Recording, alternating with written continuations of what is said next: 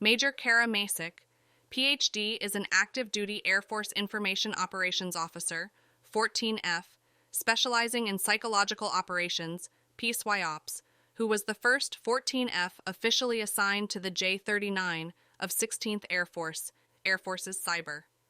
She was sponsored by USSOCOM to study psychology and did that within GMU's Measurement Research Methodology Evaluation and Statistics Lab with a dissertation on persuasion. Now, here is Kara.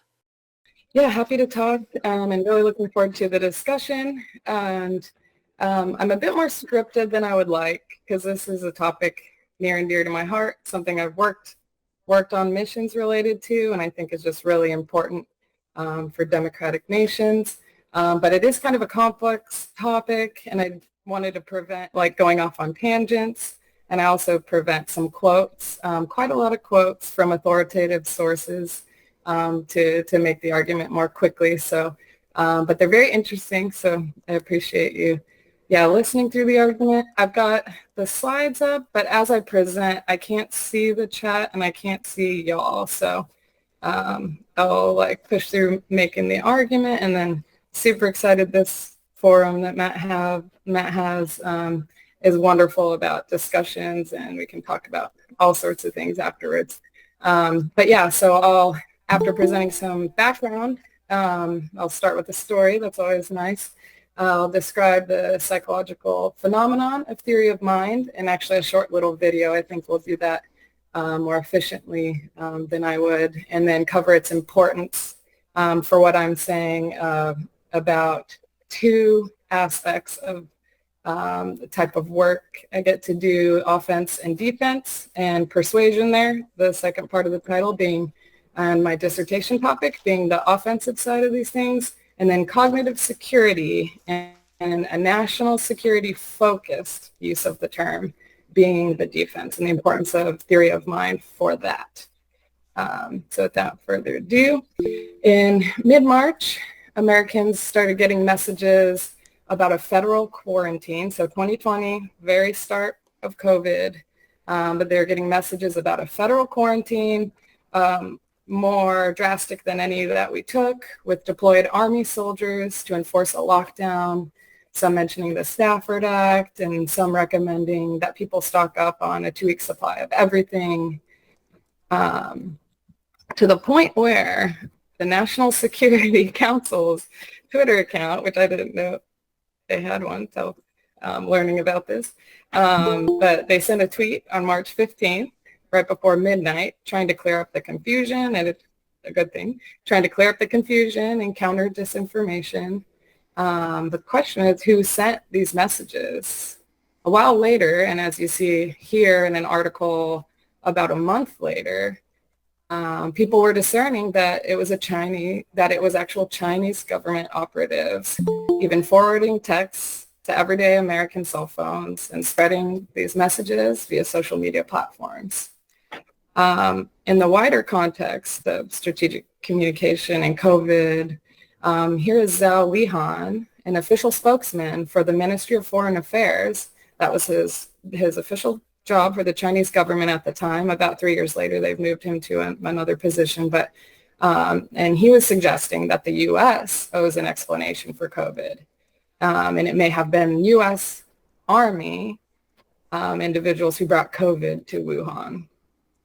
And here are more disinformation headlines related to that and the American image and perceptions of the U.S. abroad. And according to, for the first quote I'll give, an October 28th, 2020 Brookings Institute article about this whole ordeal, quote, Beijing has deployed its diplomatic accounts and state-backed media to help boost these theories. More than a dozen Chinese diplomats and embassies retweeted Zhao Lihan's original conspiracy tweet, and Chinese embassies from Jordan to France tweeted out their own Fort Detrick conspiracy narratives in what appears to have been a coordinated operation. Chinese state media amplified these efforts through its English language websites and Twitter accounts. China Daily, for example, retweeted one of its opinion writers comparing an alleged cover-up of the coronavirus's true origins at Fort Detrick to those at Chernobyl. and Fukushima. This suggests that China, like Russia, is making coordinated use of multiple tools to maximize the impact of its effort. Another quote here, according to the U.S. Current National Security Strategy, we are responding to the ever-evolving way in which authoritarians seek to subvert the global order, notably by weaponizing information to undermine democracies and polarize societies. We are doing so by working with governments, civil society, independent media, and the private sector to prevent credible information from being crowded out, exposing disinformation campaigns, and strengthening the integrity of the media environment, a bedrock of thriving democracies. So how this relates to me as an Air Force officer, in 2017, the DoD, Department of Defense, updated our Joint Publication 1, our primary doctrine document, to include information as the seventh joint function. So we're saying and acknowledging that a key activity or task that we as the military must carry out to achieve our goals and fulfill our mission includes, as seen here on the slide, the management and application of information, quote, to change or maintain perceptions, attitudes, and other elements that drive desired behaviors and to support human and automated decision-making. And what is persuasion? You know, that attitude, the offense in today's discussion, persuasion, the attitude and behavior change that it talks about as part of this whole thing that's important for the DoD. And my specific job on this slide on the right, I'm an Air Force 14 Fox, an information operations officer. And in 2017, after that publication, the Air Force took all 61 Bravos, that's a behavioral scientist, Air Force specialty code. It's like an Army MOS, like what your job is. We were called behavioral scientists and mostly doing research in labs. And they operationalized us as IO officers, information operations. We get trained in military information support operations, the joint term for psychological operations, PSYOPs, OPSEC, military deception, and the integration and deconfliction, the convergence of these physical and informational power aspects to change or maintain perceptions, attitudes, and other elements that drive the desired behavior of relevant actors for military objectives. And it's important to mention that we do have really strict policy limitations. And a huge thing that we never do is target American audiences, as we're an American government entity. Specifically for PSYOPs, we can never target American audiences. And we're only allowed like quite specific things to message on and very specific objectives. There's tons of layers of approval and coordination and deconfliction with interagency, other government agencies. And on the left there is the Army PSYOP regimental crest. Psychological operations is historically Army with mostly special operations leadership. Now the Marines and Air Force are getting really good at MISO, as I mentioned, the joint term for PSYOP. And we in the Air Force, we have our own tech school, which can qualify second lieutenants, newly joining the 14 Fox career field for MISO and PSYOP, psychological operations. So now on to what is theory of mind before I go into the two parts of sharing how it's important for the offense and defense of this type of national security related cognitive security. And as I mentioned, I've got just like, I think it's worth a 3-minute video to explain this psychological phenomenon of theory of mind better and quicker than I would. But essentially, we realized that it existed and started testing for it empirically when we observed humans without the ability to do this, little toddlers. So yeah, take a look. It's pretty cute too. Well, you've probably discovered that however smart your 3-year-old is, she doesn't seem able to put herself in someone else's mental shoes, to imagine how they think and what they believe. Perhaps you thought your parenting skills were to blame, but scientists suggest that understanding other minds is a skill that may not be fully developed until a child is about 4. To learn how children's social skills evolve between about 3 and 4, researchers use something called a false belief test. What do you think's in this box? Looks fairly obvious, doesn't it? Crayons. But let me show you.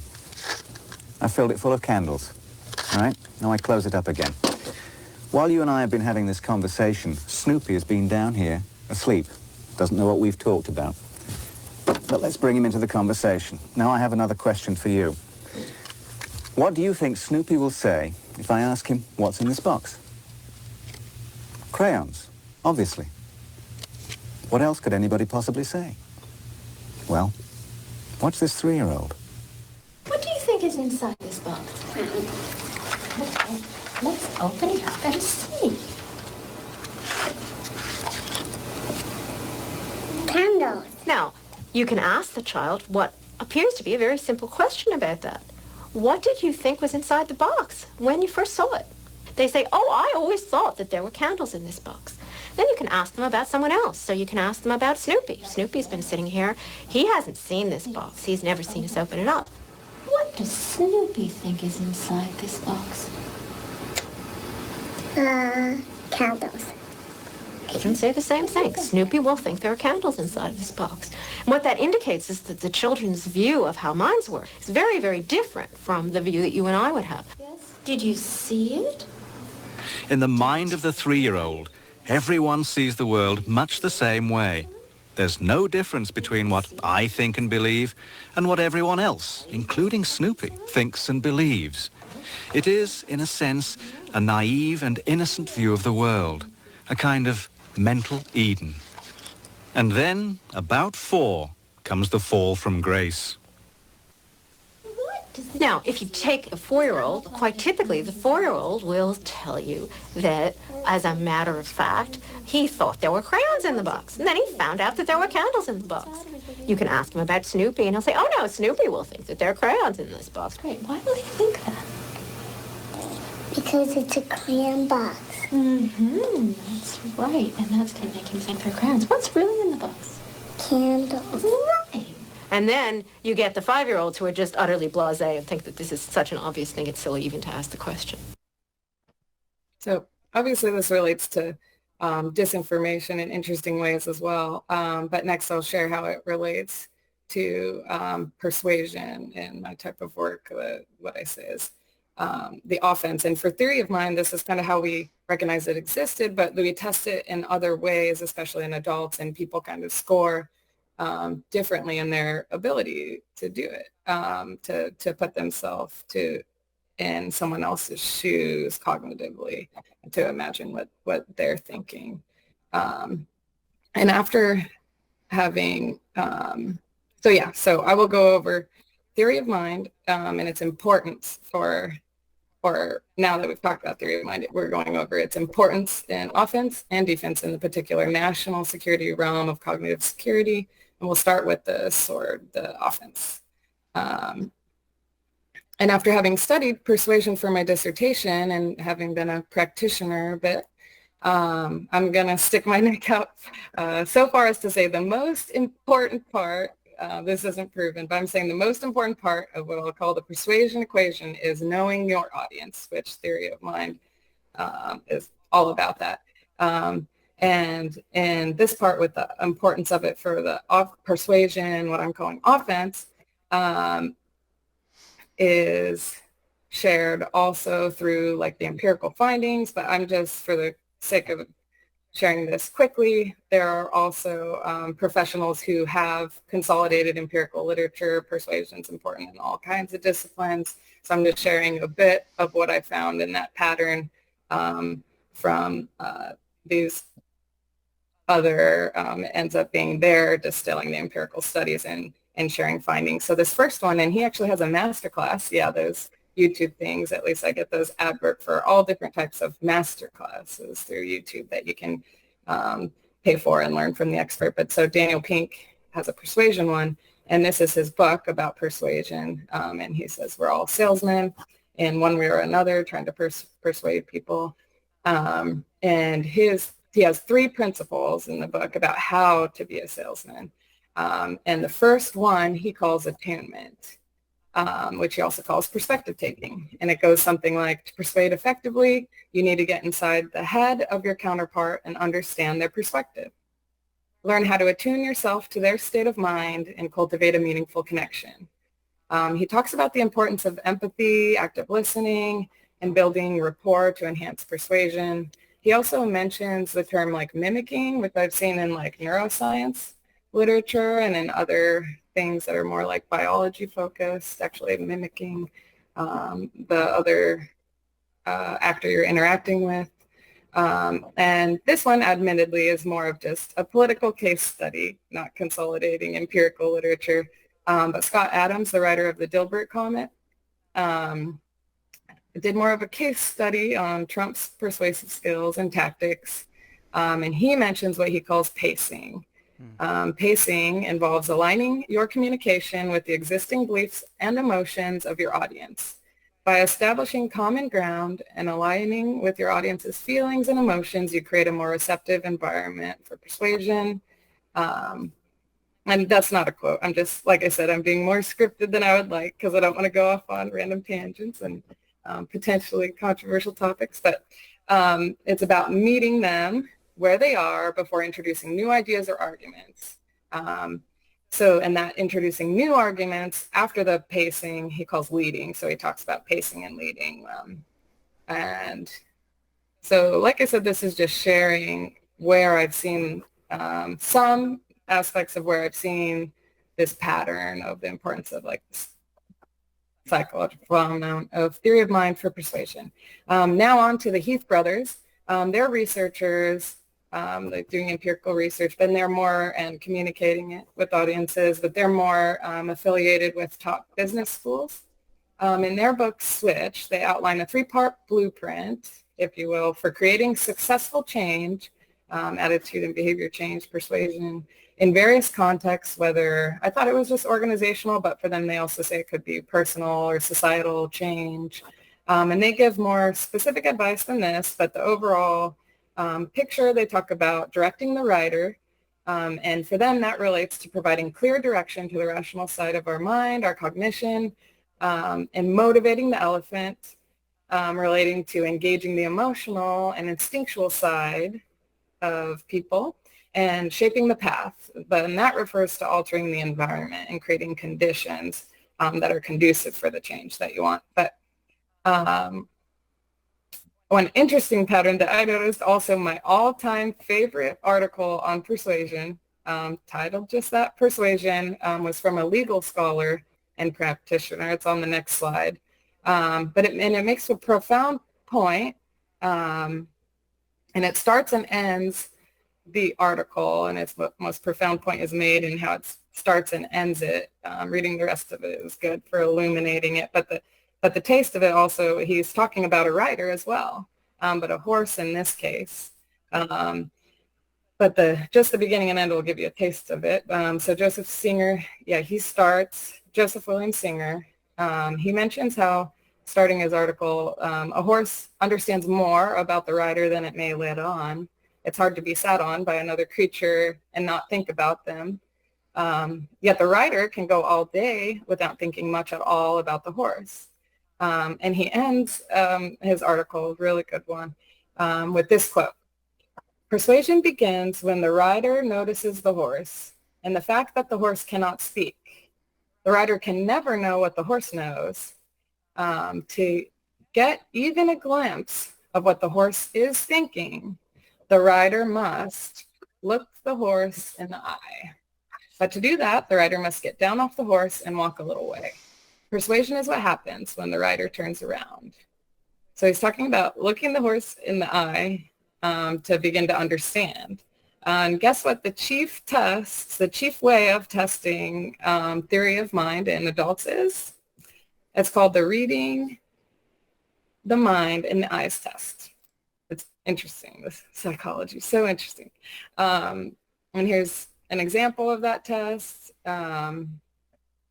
And it's really just picking one of the 4 words that best describes what the person in the picture is thinking or feeling.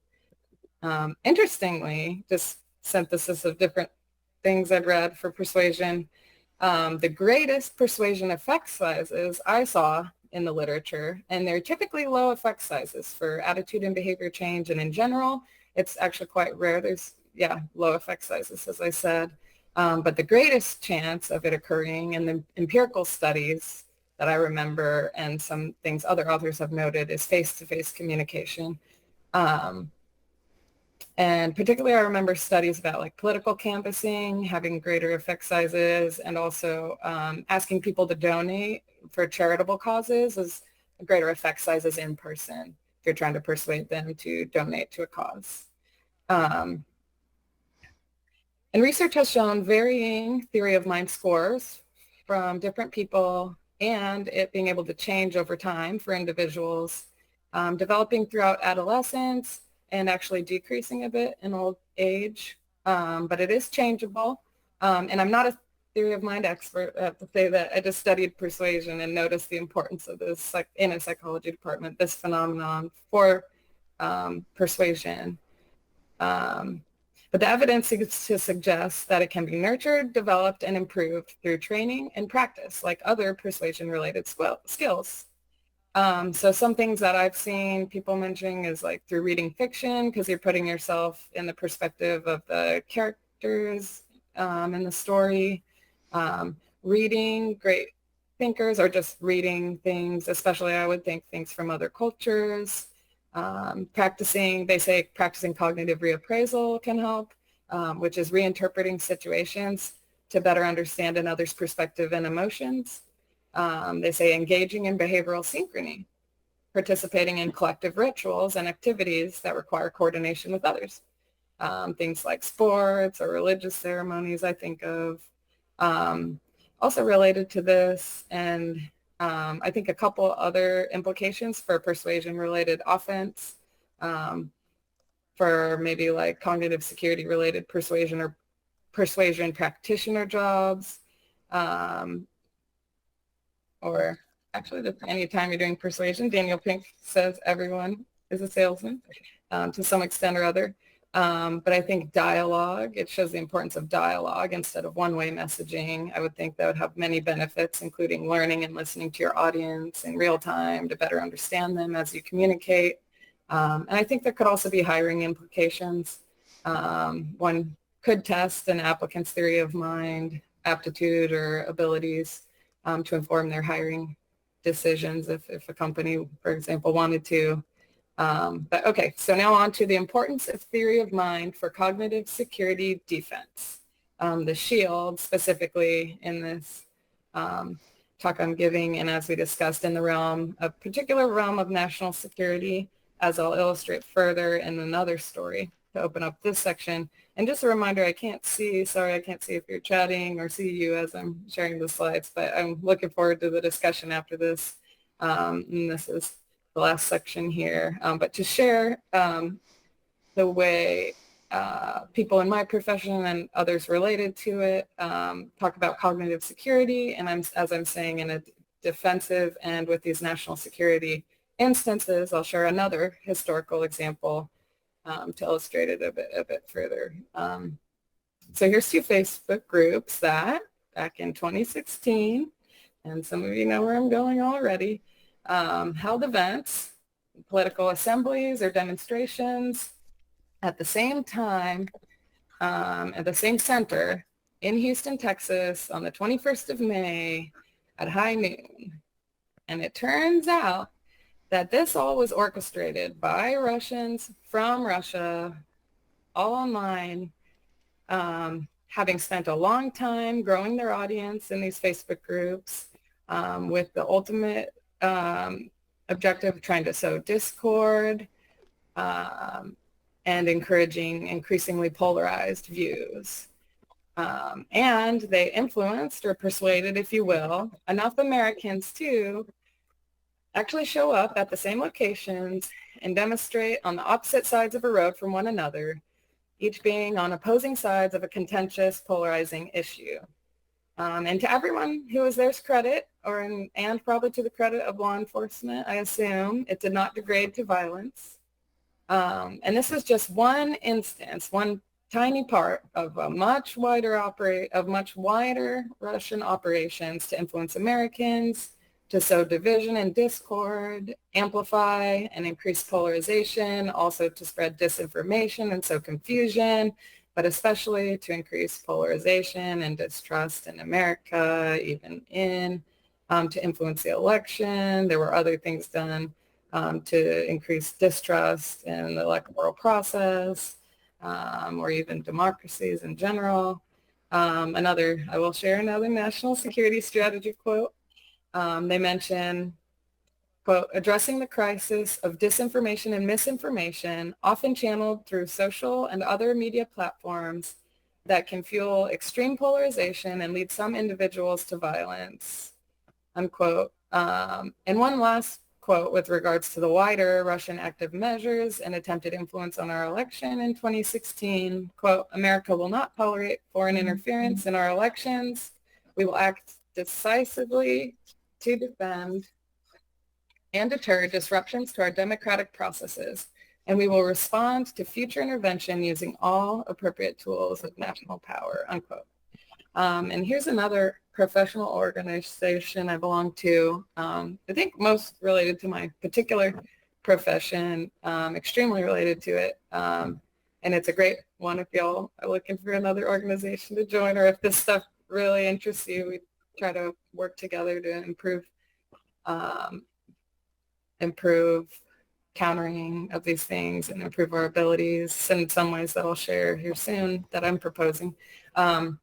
But now I'm going to share a quote from a book that the current president of the Information Professionals Association, the former DHS acting secretary for intelligence as well, for Department of Homeland Security. But his quote in the book that I think is really related to my argument, says it better than I could. The very nature of amplifying the othering is the key point of Russian covert social media accounts. Othering is an ingredient to polarization and populism, and such a situation can be deadly. For example, British scholar Andrew Gibson explained the decentering of values could have severe world consequences, essential to any author examining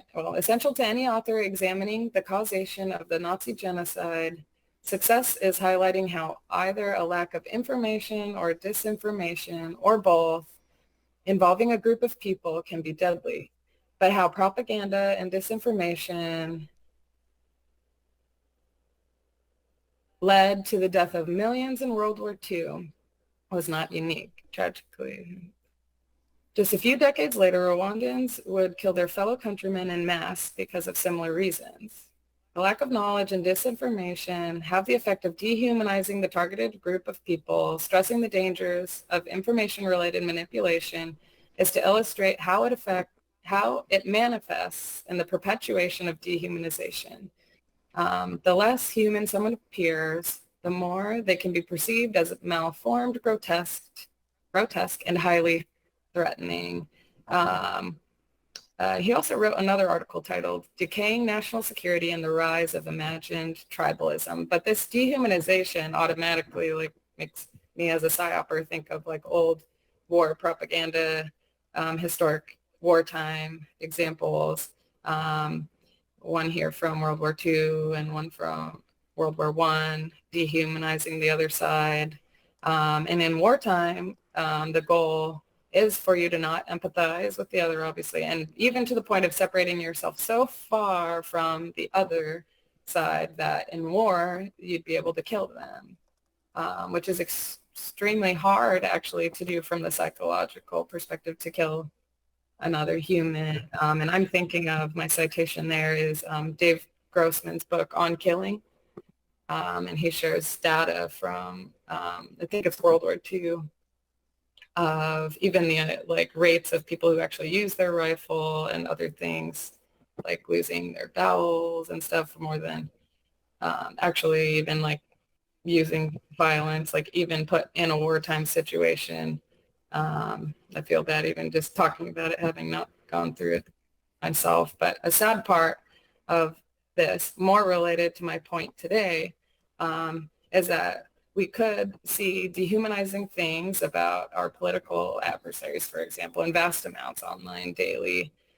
Some of it with free speech as part of democracy, and we have to be careful to try to, we can hope it's good, to allow free speech. That's a huge part of like liberal societies and democracies. But I think it'd be good for us to be careful and try to build up aspects of our cognitive security for our nations, for healthy democracies, and our social psychological world and information ecosystems, and just functional relationships with each other.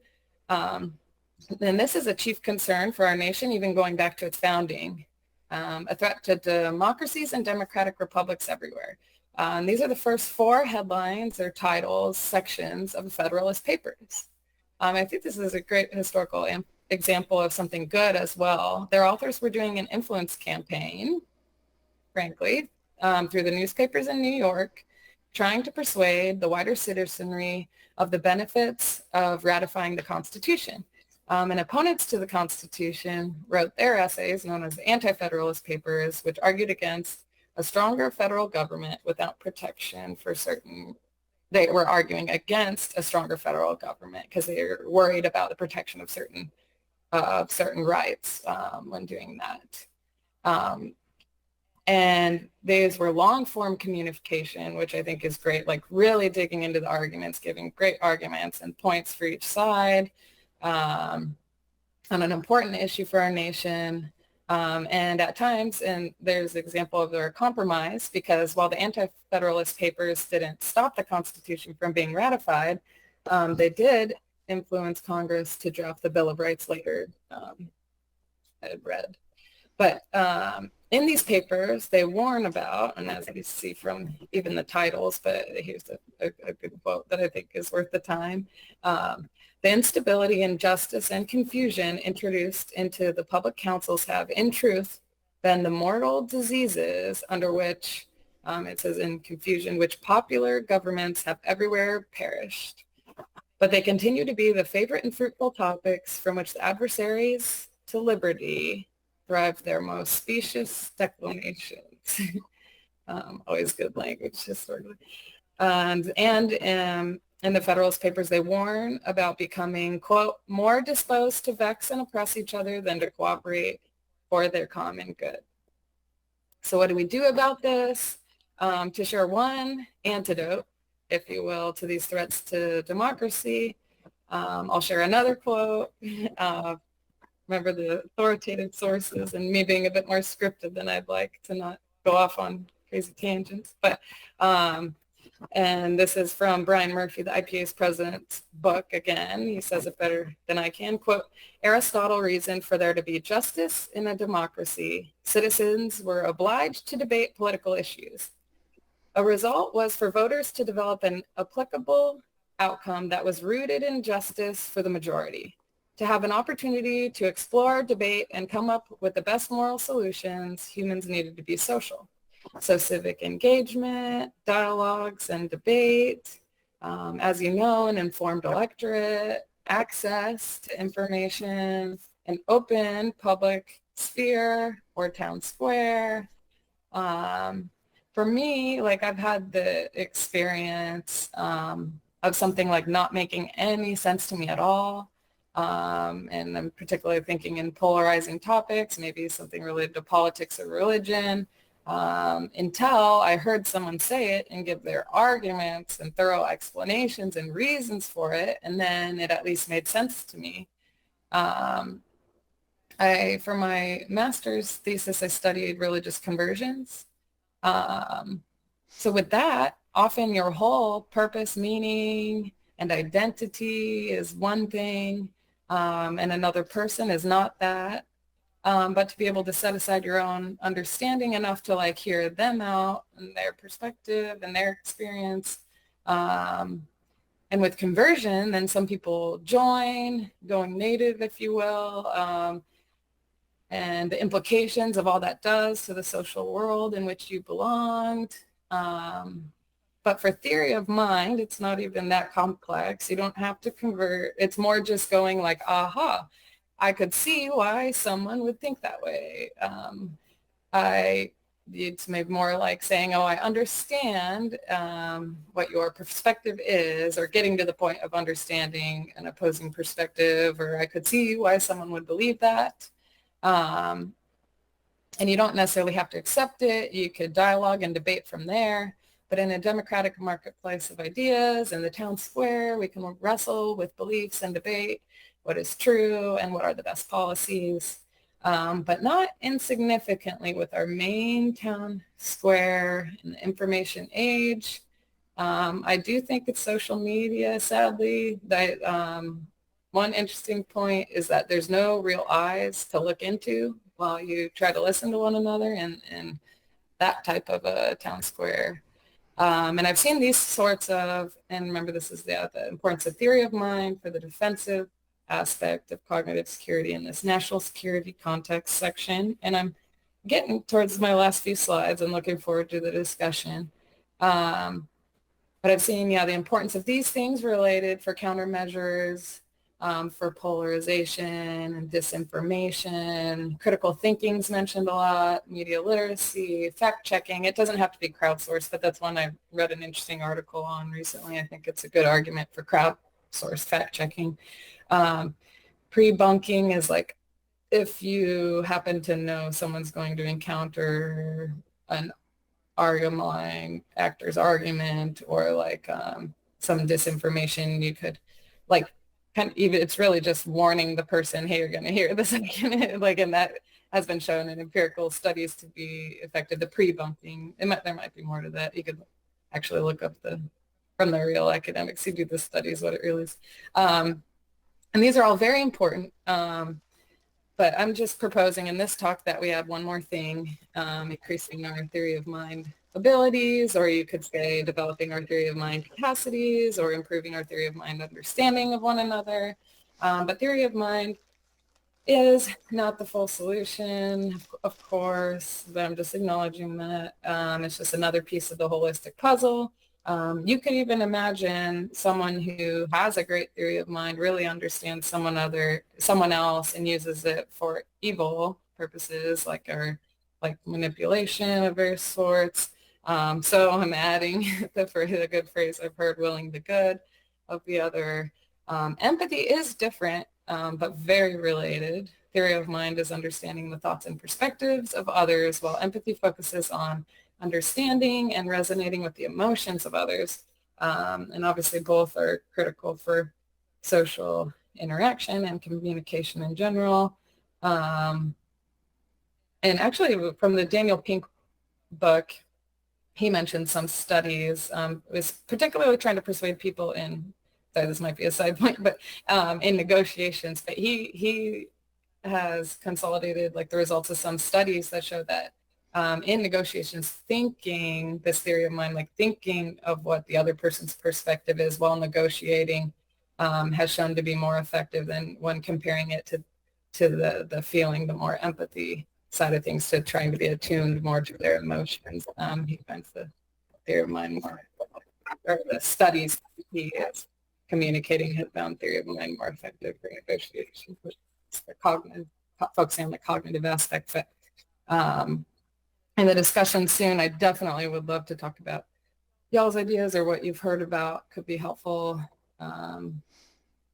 and to add to this, defensive side of national security and cognitive security in this context.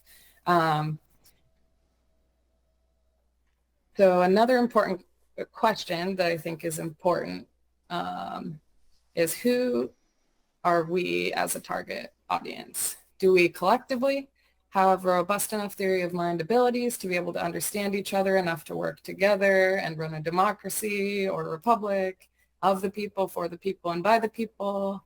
Let's say in America, both halves of the electorate even. And I think a society of citizens with more improved theory of mind skills, along with holistic growth, development, and education, is really the most important area to focus on in defensive aspects of cognitive security in this type of national security context. A funny phrase that I've heard recently is become unpsyopable, which I think is a good phrase. We can improve our defense, and I think we should do it not through the more obviously defensive or like, let's say, the old foil hat defense models.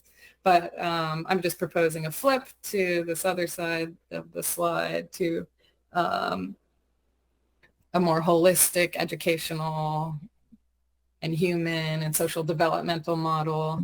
In a sense, it's again, the best defense is a good offense in this way, becoming more healthy ourselves. But we hear of critical thinking in these contexts a lot, and it just like a little thought. And actually, studying social science, there's critical theories, there's tons of critiquing society, but I do think someone could be so critical of everything that their brain is safe, but their heart hardens. That's just a personal perspective. So I think there's a balance to be struck there, and we can add more to this important question and these important efforts working together to sort out and improve ways to get better at this type of defense. But one theory of mind related piece of hope is that theory of mind, as I mentioned, can be nurtured through training and practice. And I'm almost done here. Two specific, potentially actionable items, definitely actionable, like potentially actionable, depending on what our life circumstances are, but just with the importance of education in general and in this context in particular, the seminar model of education, I think, would be really awesome. The best instructor I've had, I apologize to other professors in that, but the best one, he used the seminar model, and he taught us to read original sources and to put aside our beliefs long enough. He was saying true learning really only happens when you can put aside your own current beliefs long enough to hear out the full argument of the author, at least. You don't have to then agree with it, but he says that aspect, I remember that sticking with me, of learning is important. And then the seminar model, after you read the original source, he actually was a dean at St. John's College, where they read the great books of Western civilization. And that's the whole education. Like for math, they read Euclid, and then they come to class, and the seminar model is then to discuss it with one another. I think something like that is a great tool for our nation. I think Johns Hopkins was like big on the seminar model, the original, Johns Hopkins. Also, the other image there, I think dialogue and debate. I personally prefer dialogue to really understand one another, especially on important topics and potentially on particularly politically divisive and contentious issues. I think also religiously, I used to be involved in like interfaith persuasion, but now I prefer like interfaith dialogue. But more of these sorts of things could be really great for diverse, thriving, democratic nations. So in this talk, we've talked about theory of mind, the psychological phenomenon, and its importance for both the offense and defensive aspects of cognitive security in this particular national security context. So yeah, I'm just wondering what y'all think. Was this talk out all what you expected? Curious what your questions are, or what points you disagree with or agree with, what you'd like to add. I certainly would love to hear like anyone's ideas or things they've heard. Thank you for taking the time to watch this presentation to the Cognitive Security Institute. You may learn more about topics in cognitive security by visiting us at cognitivesecurity.institute.